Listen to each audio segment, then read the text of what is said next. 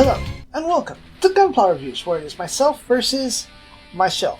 Over 200 model kits and a queue of reviews to do. Today's challenger is the...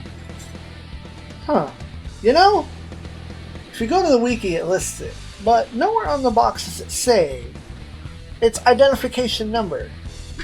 So we will simply go with the Devil Gundam, a reprint of the original 1995 model, however, not a Bandai Spirits reprint, as seen here.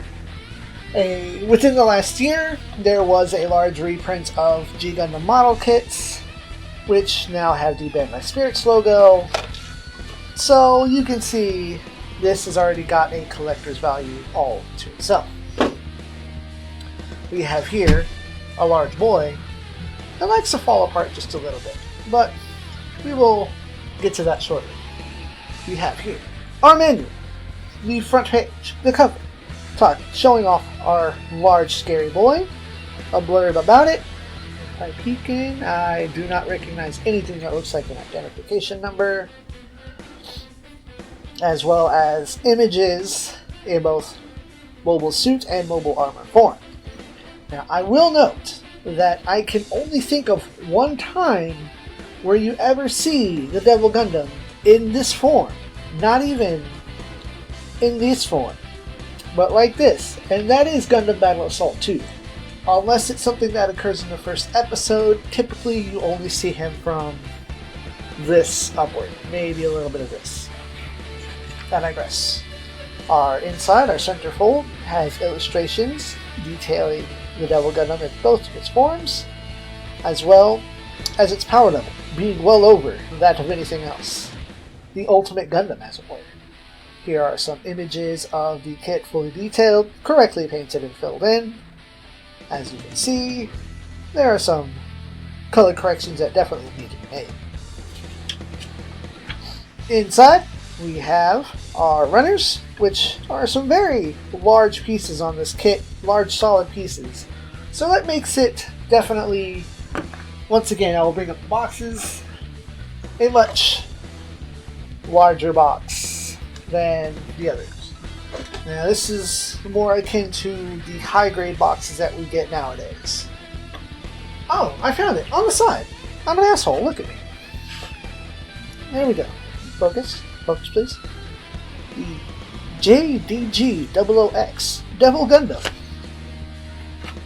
Because I remember that the Devil Army is like one letter extra. Moving on. Our instructions begin at the shoulders and arms. Both arms going at the same time. Both of your legs, which are two large pieces. Attaching the foot, which is also its own singular large piece. A bunch of little yellow tube details. The torso and chest. The rest of the torso and the tail unit. Kind of a tail. Our head, the last steps of the torso, and final assembly. Before lastly, on the back of the page, including a few details about the transformation and how that goes. So we have here our boy, who's very floppy. As you saw a moment ago, he's very distinctly heavy. This is simply a 2-peg into a polycap connection, so I figure unless you tighten that up, it's always going to happen. And that's really not a complaint from me. I can see it as an issue, but I'm not complaining. To go over articulation, we can try to start at the head, but as you can see, it's inside, it's kind of recessed. You get some head banging. It is one of those usual polycap scenarios, so you do get a little bit of side to side if you force it. You also have to hang on to it in order to turn the head. You can see some of its very few stickers here. You've got two up here at the shoulders, the eyes, the head camera, a jewel on the chest, and the other set of eyes back there. Very large. I believe, bringing it in real close, you can barely tell that it is two separate stickers. But we'll talk about that side in a moment. There is one last sticker. There is a white sticker that is supposed to go in the middle of the V-fin. I couldn't get that to work. I got frustrated. I painted it white. So, at the arm, it's a little blocked because you can see there's a very interesting shape going on. But with some effort, you can get it fully wrapped around. If we put this back on over here,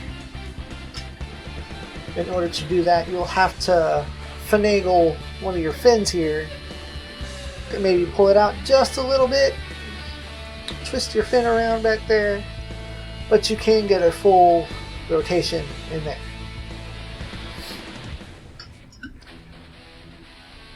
At the arm, you can see inside there that it's sandwiched onto the shoulder. The shoulder piece is sandwiched onto the bicep.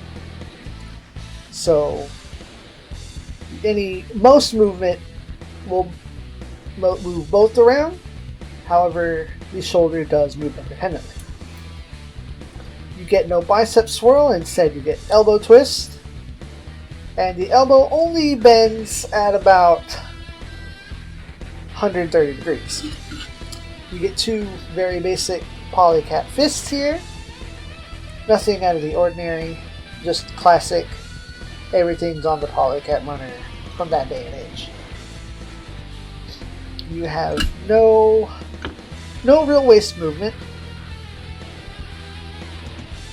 You do get a lot of movement out of these, but since they are ball and sockets in there as well, this is the motion that you get.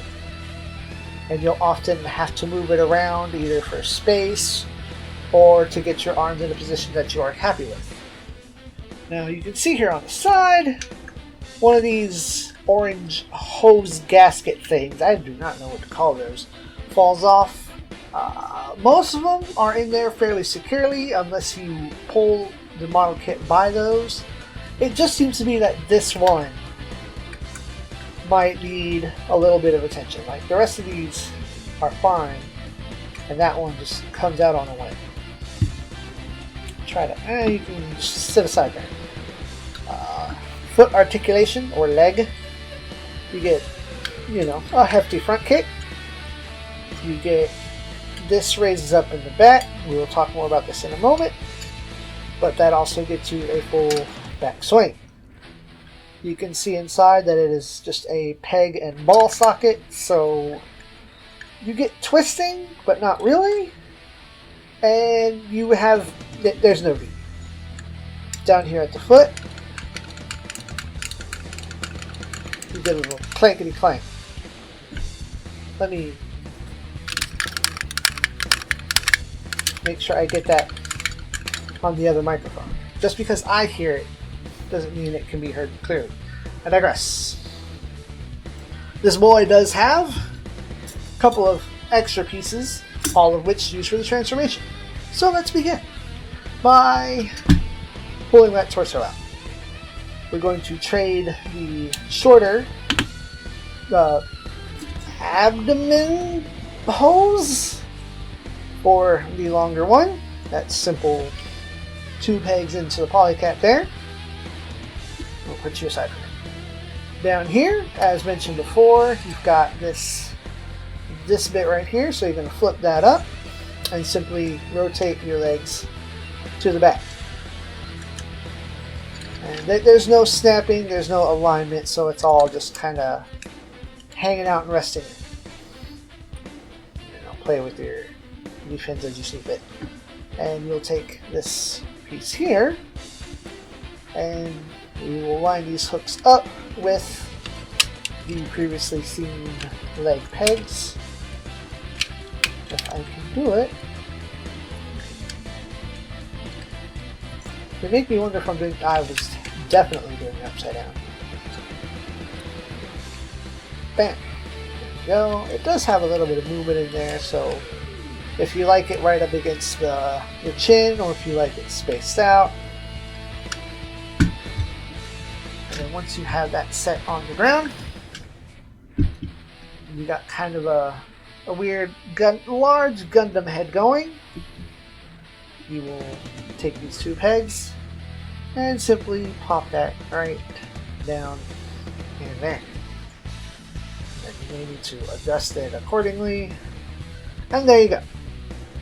Now, I do wonder, and this is... So, as you can see, according to these pictures here, it is using the longer torso piece in there, but you can see that doing that kind of really puts it like tilted way forward. I would like that maybe this weren't so forward. Let's try something. What if we put this on backwards?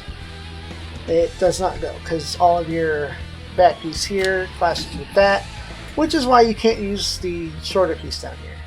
Dang and heck. That was an idea I just had to test. But there you go. The no grade 1996 Devil Gundam. So, in conclusion, ZEON says prototyping. And that just kind of is a vague sort of buy at your own discretion kind of description. I tend to lead towards things that have a gimmick or a mechanic and then go from there. But when it comes to these G Gundam kits, you're having to buy it due to fandom and nostalgia. And buying one of these is a matter of how powerful those feelings are. Know that you're buying something old with limited articulation and limited detail and lots of inaccuracies and, you know, maybe even some loose parts. Know what you're buying. That's what this is for. But if you're a fan, find it, get it. They should be in hot supply. Maybe you can find an old red Bandai, but you're most likely to come across a new Bandai Spirits. It's got its bad, it's got its good, but it's not fair to try to compare it with what we have nowadays. So compare it against your heart and your soul and give it a shining finger. I thank y'all for watching. And as always,